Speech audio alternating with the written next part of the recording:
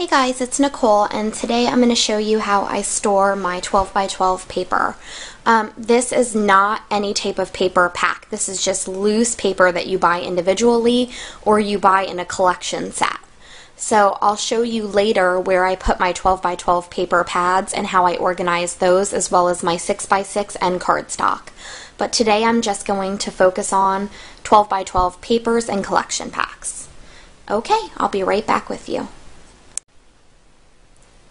I'm back. So as you can see, I have 4 cubes that are those 12 by 12 cubes that you get. I think they're actually 14 by 14, but they hold 12 by 12 paper, and you can get them at Michael's, and usually there's a Recollections brand and then a name brand, and oftentimes about twice a year they have them 40% off. So, and I'm not sure exactly what they run. I want to say $30 a cube. So you can get them 40% off, and they have these different slots, and you can also set them up horizontally like I have here, or vertically, which you'll see later in my room. Now I have 16 different slots for paper, and this is just the way that I find easiest to organize my paper. So I'm going to start over here with this very first cube. Up here at the top are all of my 12 by 12 vellum sheets. Even when there's scraps of vellum, I like to keep them in here, so that when I'm looking for this type of texture for a layout, I know how to find it and I know where it is. So those go right up here. Then in this cube right here is all of my cardstock from Avalanche cardstock from Basil and other cardstocks that I have. These are usually ones that I use for backgrounds of layouts. Some came in kits, and other ones I purchased at Michael's. And I keep 8.5 and 11 ones here too, just because I like to keep all my cardstock together, no matter the size.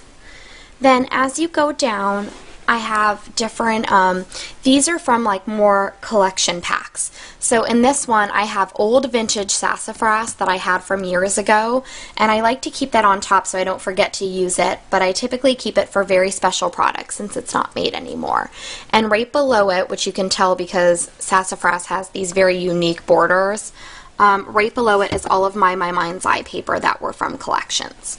Now what I do is, if a collection comes out and I only like 3 or 4 sheets out of it, I will only purchase those 3 or 4 sheets.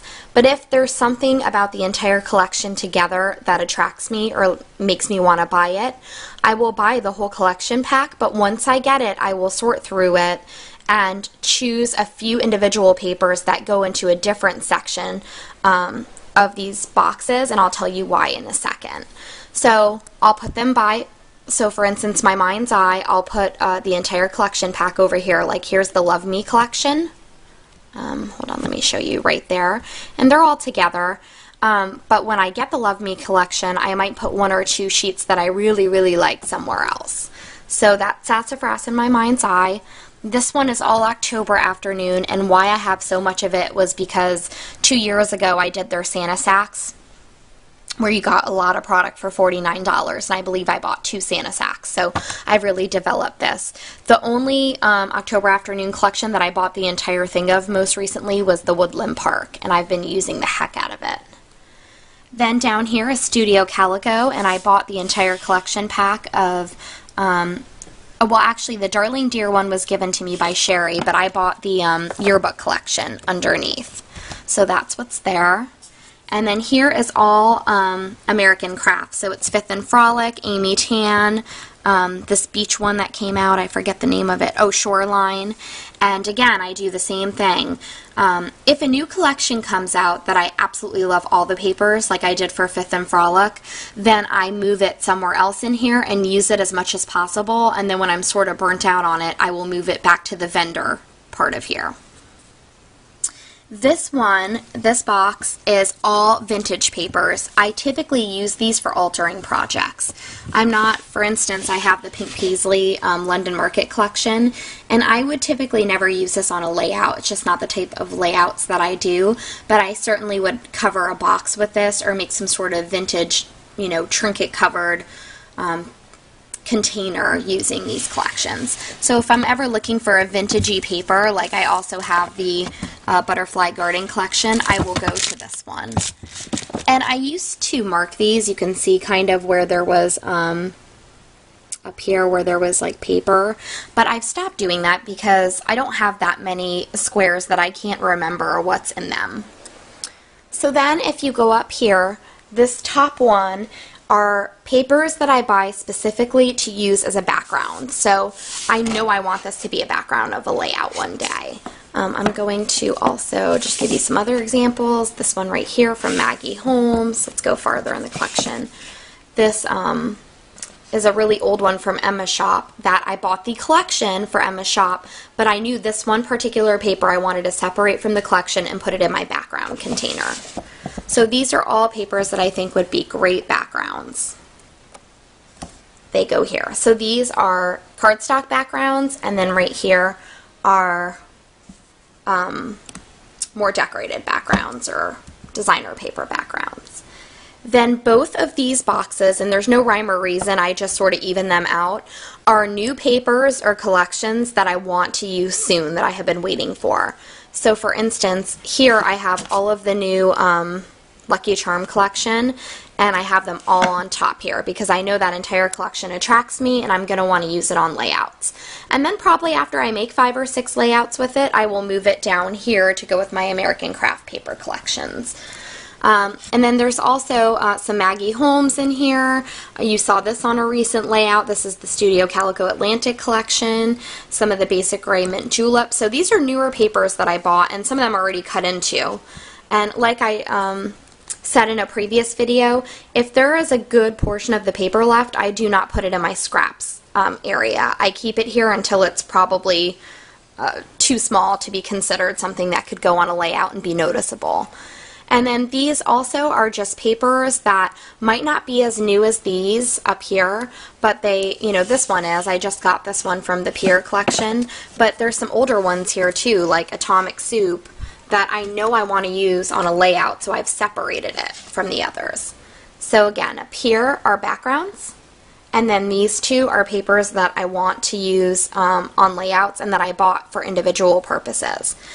This pile is also for layouts, but this is the pile that as I got collections over the years, and there's some really old things in here, like for those of you that remember, like Cosmo Cricket, Mr.